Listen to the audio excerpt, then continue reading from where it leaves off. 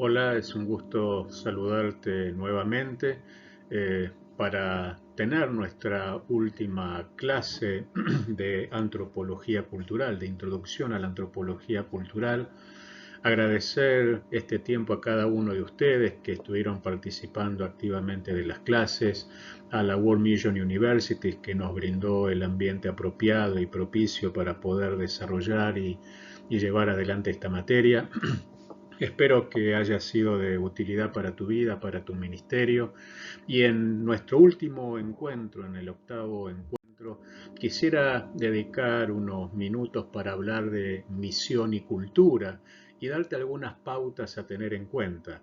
Sin duda, más allá de que yo sea sociólogo, para mí la antropología y la sociología me han sido de mucha utilidad a lo largo del ministerio y quisiera que tengas en cuenta los principios fundamentales que estuvimos viendo en estas clases, en estas 8 clases, para que puedas desarrollar bajo la guía y la dirección de tu Espíritu Santo, del Espíritu Santo, un ministerio, tu ministerio, de una manera cercana a las personas, comprendiendo a las personas y teniendo empatía con las personas.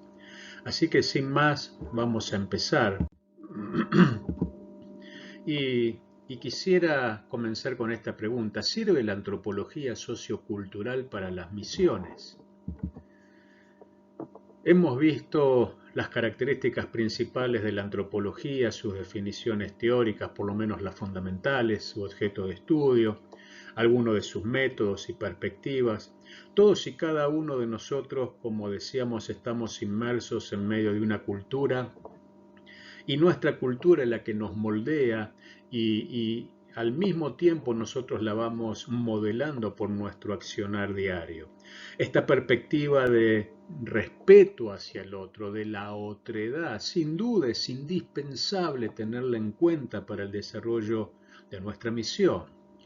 Eh, el otro también tiene una cultura que le da forma y esa cultura es esencial para entender su contexto y para poder ser pertinentes y eficaces con la transmisión del mensaje del Evangelio. No es bueno predicar como si fuéramos loros repitiendo métodos, palabras, sino ponernos en el lugar del otro, comprender al otro a partir de todo lo que estuvimos viendo y recién allí modificar nuestro mensaje comunicacional para poder ser pertinentes y eficaces de cara a esa persona, sino simplemente va a ser palabrerías huecas. También hemos dicho que vivimos en un mundo modelado por la hipermodernidad. En líneas generales estamos bajo el signo de la hipermodernidad y esto ha marcado muchas de las características socioculturales de nuestro contexto. Esta forma de entender al hombre y su perspectiva debe ser tenida en cuenta a la hora de llevar adelante también la misión. Las características que tiene el hombre hipermoderno, también depositario de cultura y de fe, pero atravesado por nuestra realidad actual. Pero a su vez también el mundo está tendiendo a un proceso de urbanización altamente voraz y rápido, vertiginoso, y la urbanización está en aumento. Las personas se trasladan a las grandes urbes para tener allí mejores oportunidades. Es cierto, algunos de ellos se retiran, pero son los que ya han cumplido o han completado el ciclo de su etapa profesional o laboral, pero veremos cómo impacta la pandemia y el home office, ¿no? En este tiempo que uno puede trabajar desde la casa, aunque paulatinamente estamos volviendo a los puestos habituales de trabajo, pero vivimos en un mundo altamente urbanizado y la ciudad se constituye entonces en un centro de nuestra realidad contemporánea. Pero también vivimos en un mundo que está atravesado por la pandemia del COVID-19, con efectos sanitarios, económicos y sociales, incluso espirituales, que ha transformado y hecho del actual un mundo muy diferente al que conocíamos en enero del 2020. Y tampoco podemos hoy medir todas las consecuencias del mundo pospandémico y todo lo que pasará para poder desarrollar nuevamente nuestras vidas con normalidad. Quisiera decirte que en mi humilde opinión ya el mundo como lo conocimos antes de enero del 2020 ya no retornará. desde la problemática del duelo impuesta por el COVID, de la despedida que no pudo darse, de los paisajes litúrgicos que fueron cambiando, de las maneras del relacionamiento laboral, educacional, social, del distanciamiento social, de las medidas biohigiénicas de cuidado como único paliativo durante mucho tiempo hasta que llegaron las vacunas, y aún con vacunas, con las variantes que el virus está teniendo, difícilmente volvamos a transitar una normalidad como la que cada uno de nosotros había recorrido antes del inicio pandémico.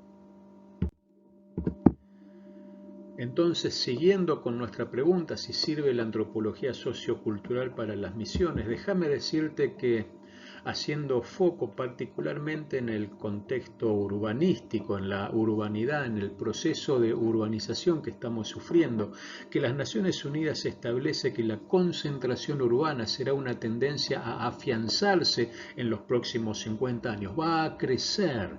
Por ende, va a crecer la necesidad también de una iglesia urbana.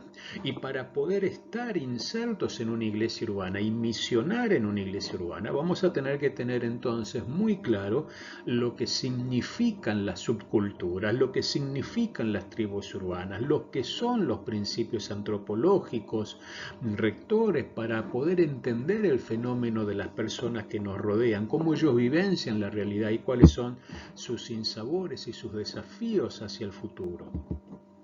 Déjame ponértelo en números. El 82% de la población de América del Norte vive en ciudades grandes, es una población urbana. El 81% en América Latina y el Caribe del total poblacional vive en ciudades, en grandes ciudades. En Europa el 74%, en Oceanía el 68% de la población, en Asia el 50% de la población, pero representan el 54% de la población total del mundo, dada la cantidad de habitantes que hay en países como Asia e India fundamentalmente. Con lo cual te das cuenta que en todos los continentes hay una realidad que marca un símbolo especial. Vivimos en un mundo altamente urbanizado. Algunos ejemplos prácticos. Tokio tiene 38 millones de habitantes. Nueva Delhi, la capital de la India, 25,7 millones de habitantes. Shanghái tiene 23,7 millones de habitantes. San Pablo, 21,1 millones de habitantes. Bombay en la India, 22,6 millones de habitantes. La Ciudad de México, el Distrito Federal, tiene 20,9 millones de habitantes.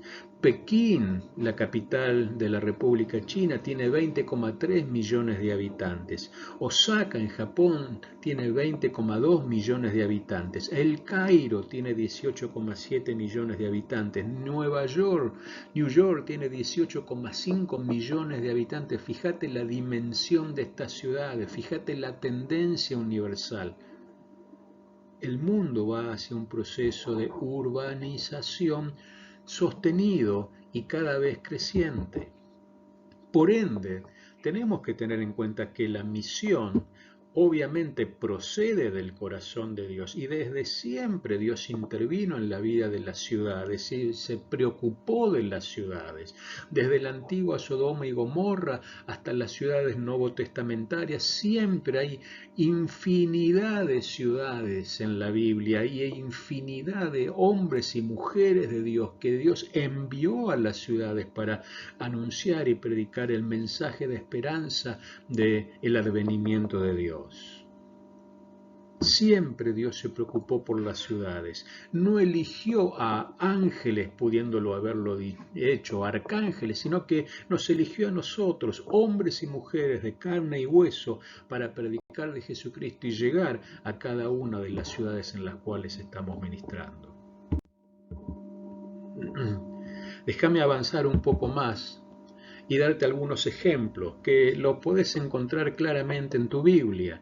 Cuando hablamos de ciudades, hablamos de Ur, de Sodoma y Gomorra, Pitón, Rameses, Jericó, Samaria, Nínive, Jerusalén, Cafarnaúm, Belén, Emaús, Betania, Damasco, Jericó, Samaria, Efraín, Éfeso, Filipos, Corinto, Tesalónica, Roma, Alejandría, Mileto, Antioquía, Macedonia, Frigia, Derbe, Iconio, Efraín, Pérgamo, Sardis, la Odisea, y así podemos estar toda la tarde.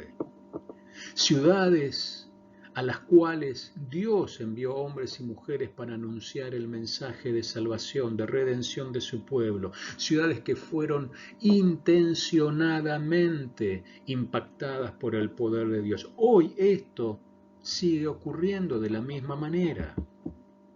Vemos desafíos culturales de manera permanente en las Escrituras. El desafío de Dios hacia Abraham: vete de tu tierra y de la parentela a la ciudad que yo te mostraré. A Jonás diciéndole: ve a Nínive, pese a que él, como un judío nacionalista que era, no quería ir a anunciar la misericordia de Dios a la capital del pueblo que había dominado a Israel. Vamos a ver esto en Pedro, siendo llamado a predicar a las naciones, hasta que entendió a partir de su encuentro con Cornelio, que también era para los gentiles. En Pablo, uno de los personajes relevantes del Nuevo Testamento, ciudad por ciudad, dice él: todo lo he llenado con el Evangelio de Jesucristo.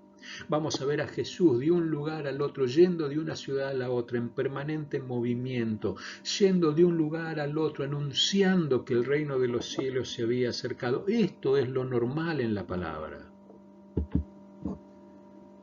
Déjame abrir un paréntesis y decirte que en toda la palabra vemos a Dios yendo a las personas, vemos a Dios movilizándose hacia las personas, usando hombres y mujeres para ir a donde estaban ellos, a Jesús mismo yendo donde estaban las personas. La imagen de la oficina pastoral es realmente chocante de cara a la visión de Dios y al corazón de Dios, yendo a buscar lo que se había perdido. Está bien el tiempo administrativo, está bien el tiempo de organización, pero no podemos quedarnos mucho tiempo encerrados en el templo, en las oficinas, porque allí no está la necesidad está en la calle. Cuando hablamos de antropología cultural, tenemos que tener en cuenta que a los misioneros, al campo misionero, a las misiones, la antropología cultural le permite obtener 4 formas particulares. Da al misionero un compromiso respecto de la otra cultura, porque le enseña a comprender y a conocer a la otra cultura. Ayuda al misionero a entrar, a insertarse en esa cultura a partir de la visión y el respeto por el otro, por la otredad. Facilita la comunicación del evangelio en la otra cultura y ayuda obviamente en el proceso de establecer una iglesia en otra cultura, según Grunland y Mayer, con lo cual es altamente relevante y necesaria la antropología cultural para el ejercicio de nuestras misiones. Es una herramienta más que Dios pone a nuestra disposición para ser más eficaces en el cumplimiento de nuestro llamado.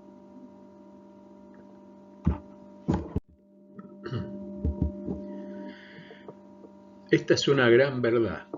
No es con nuestros métodos, con nuestras formas, con nuestra experiencia, con nuestro conocimiento, solo vamos a poder desarrollar nuestra misión por la obra y la gracia del Espíritu Santo. Él es el que debe modelar nuestra misión. Al analizar el modelo bíblico de la evangelización, James Engel y Wilbur Norton de la Escuela de Posgrado de la Universidad de Wheaton dicen: un tema que permanentemente aparece en todo el Nuevo Testamento es que el Espíritu Santo obra al renovar nuestra mente, ¿no? Y dan ejemplos de pasajes.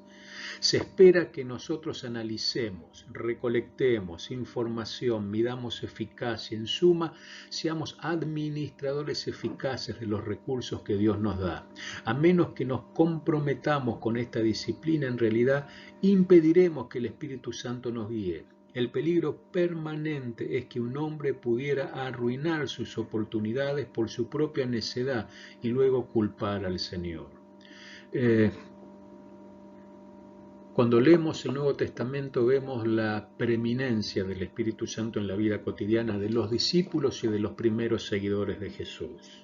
Desde los detalles de decirle a Pablo hacia dónde dirigirse, de fomentar el encuentro entre el apóstol Pablo y Ananías, por ejemplo, entre Pedro y Cornelio, de indicarle a Bernabé ir al etíope y bautizarlo, así infinidad de ejemplos donde en la vida cotidiana, orando y ayunando, la iglesia recibía palabra, revelación, guía, dirección, orientación y mecanismos, métodos concretos para anunciar en cada cultura en la cual ellos estaban y a la cual se dirigían de manera pertinente el mensaje del Evangelio. Esto lo puede hacer únicamente el Señor que conoce a todas las personas, o sea, Dios. Y cada uno de nosotros tiene el imperativo, por ende, de presentar el Evangelio de Jesucristo a toda persona. Ese es nuestro propósito en la vida. Más allá de que seamos mecánicos, médicos, abogados, sociólogos, jardineros, empleados, no importan nuestras profesiones o oficios, todos fuimos llamados con el propósito esencial, vital y principal de anunciar el Evangelio de Jesús. No tenemos como imperativo presentar nuestra cultura a nadie, ni ganar a nadie con nuestra cultura, sino con la contracultura de Jesús. Y esto también es importante tenerlo en cuenta. Cuando vamos al otro no le imponemos nuestra cultura, le llevamos la cultura de Jesús y dejamos que sea el Espíritu Santo el que obre. Jesús tenía una perspectiva cultural muy particular. La misión de Jesús fue inclusiva, incluyó a todos y fue hacia todos. Jesús es nuestro modelo. Él les dice a los discípulos, ejemplos he dado para que como yo hice, vosotros también hagáis. Jesús fue a los recaudadores de impuestos, quizá una de las personas más detestables de las Palestinas del primer siglo. Jesús fue a los samaritanos. Ten en cuenta que judíos y samaritanos no se hablaban. Para los judíos, los samaritanos eran una clase mezclada, eran una mezcla de judíos con paganos y mucho menos se hablaba con mujeres. Por ende, vamos a ver el choque cultural que significó para su época que Jesús hablara con mujeres y encima algunas de ellas samaritanas. Pero Jesús fue a los samaritanos, atravesó sus ciudades, estuvo con ellos. Jesús no solamente se relacionó, sino que hizo milagros, manifestó el poder de Dios a los gentiles, como el siervo del centurión y otros ejemplos. Vamos a ver a Jesús obrando milagros en medio de los gentiles, lo cual era despreciable para los judíos del primer siglo. Vamos a ver a Jesús yendo a donde estaban los leprosos que vivían en ciudades apartes, pero Él se movilizó, fue donde nadie iba, hizo lo que nadie hacía, tuvo compasión de los que nadie tenía compasión. Vamos a ver a Jesús relacionándose con las mujeres, como te decía, no desde un lugar de posicionamiento superior, sino teniendo misericordia y compasión de sus necesidades. De hecho, lo vamos a ver muy gráficamente. En el peor momento de su vida, en la cruz, salvo el apóstol Juan, todos los seguidores de Jesús que estaban allí eran mujeres que habían sido transformados por el poder y la gracia de Jesús. Vamos a ver innumerable cantidad de veces a Jesús yendo donde estaban los pecadores. Pese a las críticas de los fariseos, de los sacerdotes, de los saduceos, vamos a ver a Jesús una y otra vez yendo hacia los pecadores, hacia los romanos, los conquistadores, pero los vamos a ver a Jesús relacionándose con ellos, incluso obrando en medio de ellos. Y finalmente una cantidad sin números de todo tipo de enfermedades y problemas de demonios siendo transformados por el poder de Jesús. Jesús fue a cada una de estas personas. No se quedó esperando que vengan a verlo a su casa. Él iba porque tenía que estar cerca de las personas. Uno de los principales obstáculos para la realización de nuestra misión siguen siendo los prejuicios. Si leemos con atención el Nuevo Testamento y vemos estos ejemplos, nos vamos a dar cuenta y vamos a ver que Jesús se vació de todo prejuicio respecto de los recaudadores de impuestos, los samaritanos, los gentiles, los leprosos, los pecadores. Jesús no usaba prejuicios. ¿Qué es un prejuicio? Un juicio previo a su constatación, por eso es un prejuicio. A todos los atendió, a todos los ministró, a todos fue, simplemente por compasión y por amor. Y pretender desarrollar nuestra misión a partir de los prejuicios es algo inapropiado, que no se corresponde con el corazón de Dios y tampoco es, obviamente, un fenómeno antropológico digno. Si seguimos pensando en Jesús, nos vamos a dar cuenta que se dedicó a atender todas las subculturas de su época y frente a cada una de ellas mostró su amor y verdad, pero también estableció los principios para la misión. La otra clase, algo te dije de esto, hoy quisiera ponértelo por escrito, en blanco sobre negro, en papel, valga la redundancia, la metáfora. Jesús les dice en Lucas 9 y 10 a sus discípulos y a los 70, cuando vayan a una ciudad, bendíganlos. Primero les dicen, ¿te acordás? No lleven bolsa, alforja ni nada que necesiten porque nuestra dependencia viene de Dios. Pero les dice, entren en una casa y bendíganle, díganle paz a vosotros. Entablen un vínculo, coman lo que os pongan delante. Vos no comés en la casa de un extraño, comés en la casa de alguien que tenés alguna vinculación. Jesús les dice, sánenles, hagan señales, sanad a los que estén enfermos en esa casa. Y finalmente les dice, predíquenles, díganles el reino de los cielos se ha acercado.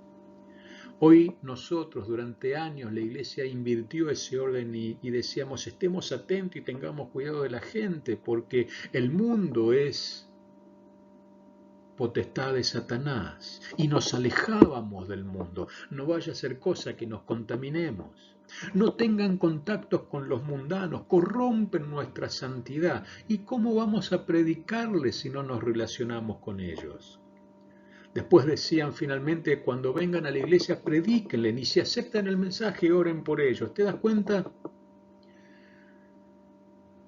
Exactamente lo contrario a lo que Jesús les dice a los suyos. Debemos entender que no es posible cumplir nuestra misión sin entablar un vínculo con las personas. Y previamente a eso es de muy difícil cumplimiento a menos que profundicemos en el conocimiento de su cultura y sobre todo de su necesidad sentida y urgente. Si no conocemos a las personas, ¿qué le vamos a decir? Y vos dirás, pero Jesús no pedía una ficha técnica de cada persona, pero era el Señor y dice la palabra expresamente que Él conocía lo que había en cada uno de ellos y su necesidad. Como también conoció nuestra necesidad el día que nosotros vinimos a sus pies. No podemos cumplir la misión sin vincularnos con las personas incondicionalmente y amándolas como Jesús lo haría. Pensá por un minuto, ¿dónde estaría hoy Jesús si estuviera en medio nuestro? ¿Estaría participando de un culto? Sin duda que sí, Jesús iba a la sinagoga también. Pero ¿dónde pasaría la mayor cantidad de tiempo, de horas del día? ¿Encerrado en la iglesia o yendo donde está la gente? Juntándose con los pobres, los menesterosos, los necesitados, las prostitutas, los drogadictos, los alcohólicos, los asesinos, yendo a lugares donde nosotros ni siquiera nos atrevemos a pasar. Bueno, allí estaría Jesús. Sin duda es para pensar. Necesitamos reconocer nuestras subculturas urbanas e ir a cada una de esas subculturas urbanas. En este sentido, cabe distinguir que la Iglesia está llamada a servir y llevar el Evangelio a todas las culturas. Y me seréis testigos en Judea, Samaria y hasta lo último, Jerusalén, Judea, Samaria y hasta lo último de la tierra. Jesús les dice a los discípulos, ir por todo el mundo. Esto también implica a cada una de las subculturas existentes, en cada una de nuestras ciudades. Esto implica llevarles el mensaje también con su lenguaje.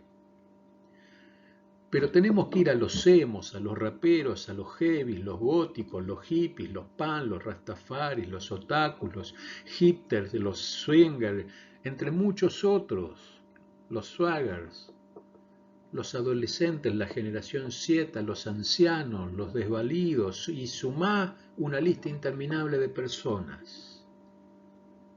Todas partes de subculturas que conviven a nuestro alrededor y que también necesitan escuchar el mensaje del Evangelio.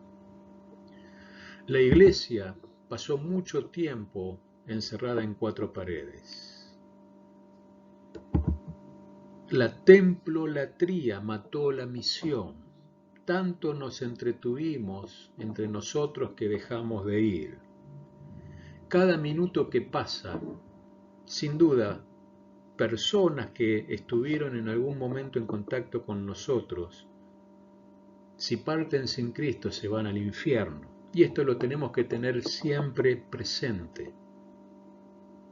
Es nuestra responsabilidad anunciarles. Los prejuicios obstaculizaron la misión. ¿Cómo nosotros nos vamos a contaminar con la gente del mundo? ¿Qué van a decir si ven a un pastor hablando con una prostituta? La gente va a pensar cualquier cosa, pero ¿sabes qué? Alguien tiene que predicarle. ¿Cómo vas a ir a juntarte con esos jóvenes? Mirá la pinta que tienen, el aspecto que tienen.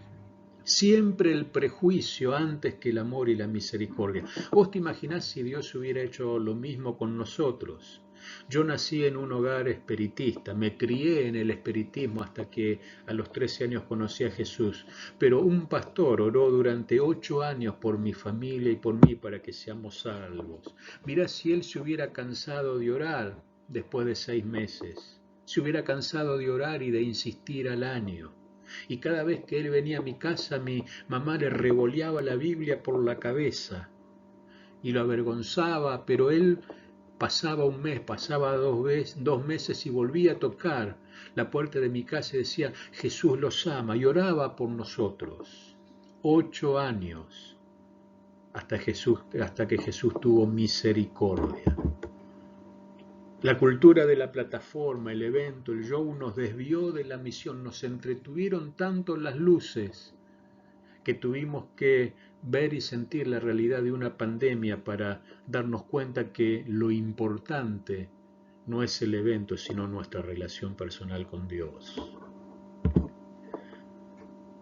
No predicar a Jesús como Señor fue negligente por parte de la Iglesia. Predicábamos al Salvador, al Sanador, al Libertador, al que prospera, al que bendice, lo cual es cierto, pero sabes que antes de todo eso Jesús es Señor. Y la Iglesia fue negligente en licuar la soberanía de Jesús y las demandas del Señor hacia su Iglesia. Hasta que llegó el COVID y esto modificó drásticamente la realidad de la Iglesia.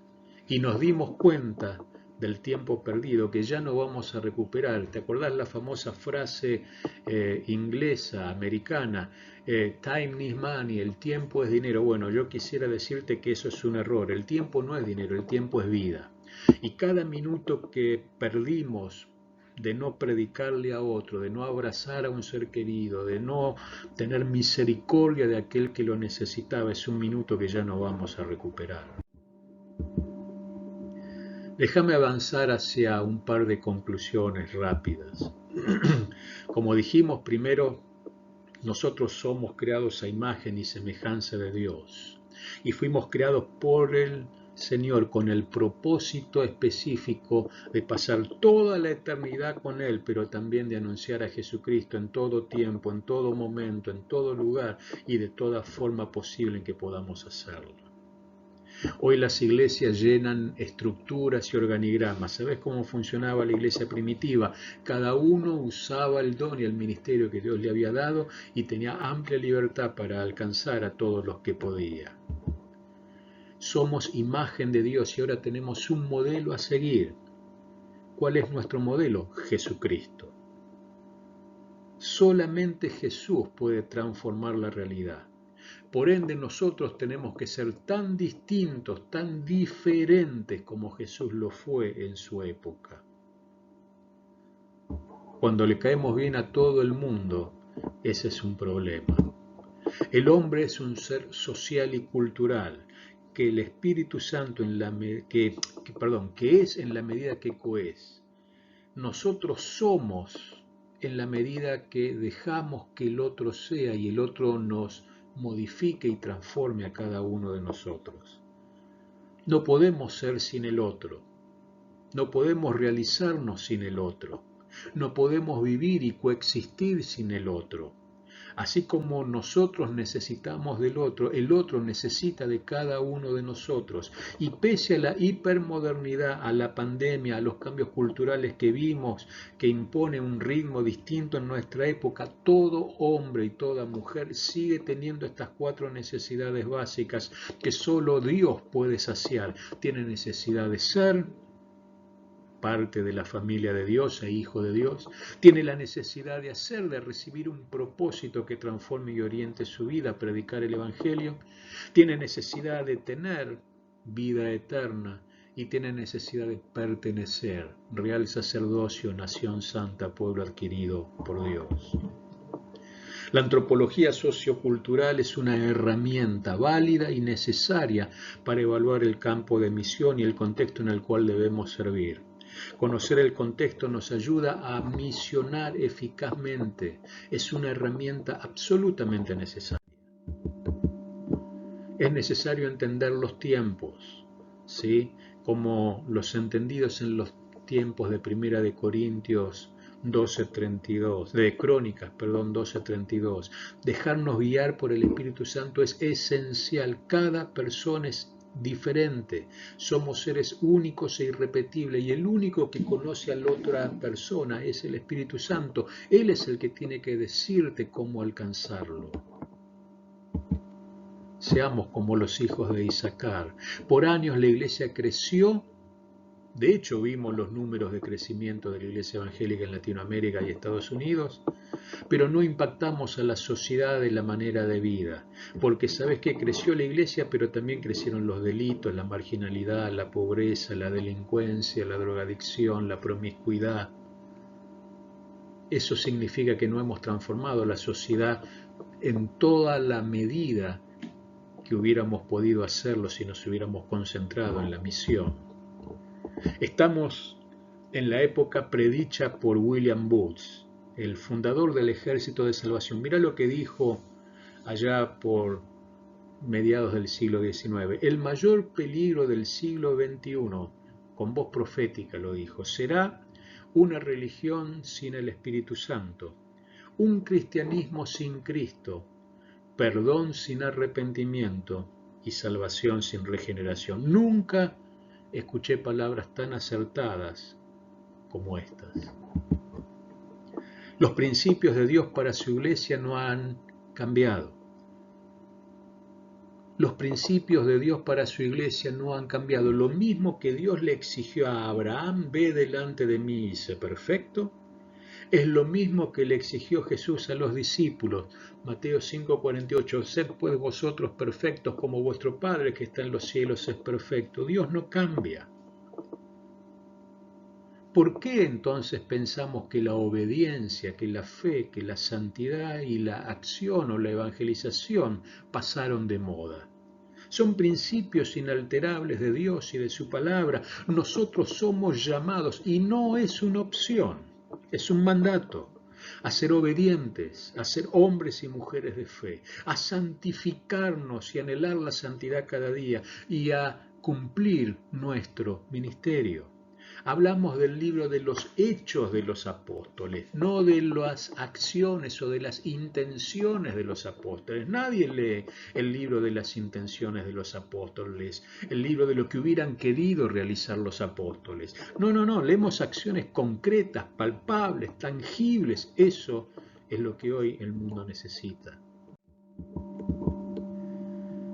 Estamos en un mundo hipermoderno, atravesados por una pandemia, con una profunda y creciente injusticia social, signados por la pobreza y la marginalidad en todo lugar y en todas las ciudades, por más desarrollados que sean los países, con una creciente xenofobia y de odio hacia el otro, cargados de prejuicio, una sociedad prejuiciosa, una sociedad maligna, cargada de maldad como consecuencia del pecado, llena de calamidades por donde vemos, la realidad está llena de calamidades por donde vemos, abunda el pecado, pero en este tiempo necesitamos recuperar la actitud de Jesús.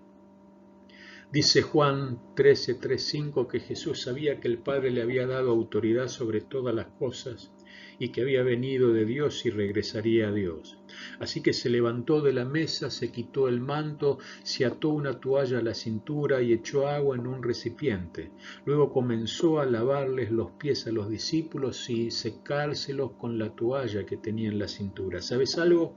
Esta fue la última cena. Jesús hubiera querido perpetuar ese tiempo, congelarlo en el tiempo porque estaba con los suyos. Pero Jesús entendía que Dios le había dado una misión y que le había dado autoridad y que su misión tenía que cumplirla, hacer la voluntad del Padre. Entonces, en un momento en esa reunión, en esa cena, se levantó, agarró el agua en un recipiente, agarró la toalla y se puso a lavar los pies de los discípulos. Ya la iglesia perdió mucho tiempo en reuniones entre nosotros. Necesitamos levantarnos, agarrar el librillo, el recipiente, llenarlo de agua y empezar a lavar los pies de las personas. Necesitamos empezar a servir a las personas, a ministrar y a llevarles el amor de Dios a las personas. ¿Sabes algo? Si yo hiciera una encuesta, vos podés hacerlo en tu iglesia, en tu comunidad de fe. ¿Cuál es el héroe, hombre o mujer de fe de la Biblia? Y vas a ver que todo el mundo va a decir, no sé, Moisés, Abraham, Pablo, Pedro, Juan, Jesús, obviamente, fuera de Jesús sin duda, David, Daniel, Isaías, Juan vio los cielos abiertos, pero casi nadie, te aseguro, casi nadie diría Juan el Bautista. Por mucho tiempo yo pensé, ¿por qué Jesús dice de Juan el Bautista lo que dice? Mateo 11:11, no ha nacido del vientre de una mujer hombre mayor que Juan el Bautista. Iba a decir, no puede ser, no es así. Sin embargo, Jesús dice, no hay hombre nacido de una mujer mayor que Juan. Y cuando vos ves el ministerio de Juan el Bautista, no derribó muros, no conquistó gigantes, no venció ejércitos, no hizo caer fuego del cielo, no sanó enfermos, no libertó endemoniados, no levantó paralíticos, no resucitó muertos, no separó mares, no hizo nada. Y vos decís, ¿cómo Jesús dice eso? Y cuando empezás a indagar en el ministerio de Juan el Bautista vas a ver un par de características que hoy la iglesia tiene que recuperar y con esto termino. Dice Juan, yo no soy digno encorvado de desatar la correa de su calzado. Yo soy como la voz de uno que clama en el desierto. El que viene después de mí, ese es el que os bautizará en fuego. ¿Sabes cuál era la primera característica de Juan? La humildad. En el tiempo donde imperan las marquesinas y los nombres de los ministerios, es bueno que recordemos que Juan el Bautista decía, yo no soy digno ni siquiera de desatar la correa de su calzado encorvado.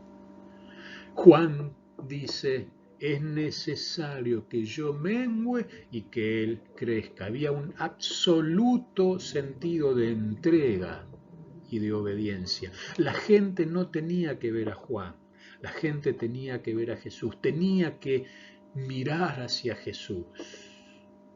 Es necesario que yo mengüe, pero que él crezca.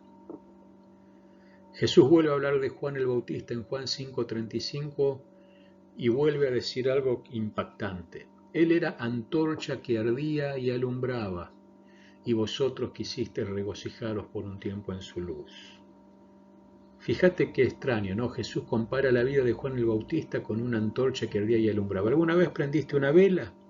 Bueno, viste que cuando vos prendés una vela, la vela se va consumiendo, mientras va alumbrando, por supuesto, hasta que llega el momento en que se derrite definitivamente y muere, deja de alumbrar. Esa es la imagen que usa Jesús para referirse a Juan el Bautista. Por alumbrar se consumió sirviendo a Dios. Espero que esta materia te haya servido, espero que haya sido de bendición para tu vida y espero que anhelemos ser cada día más parecidos a Juan el Bautista y menos parecidos a nosotros mismos. Dios te bendiga, un gusto haber compartido con vos este tiempo.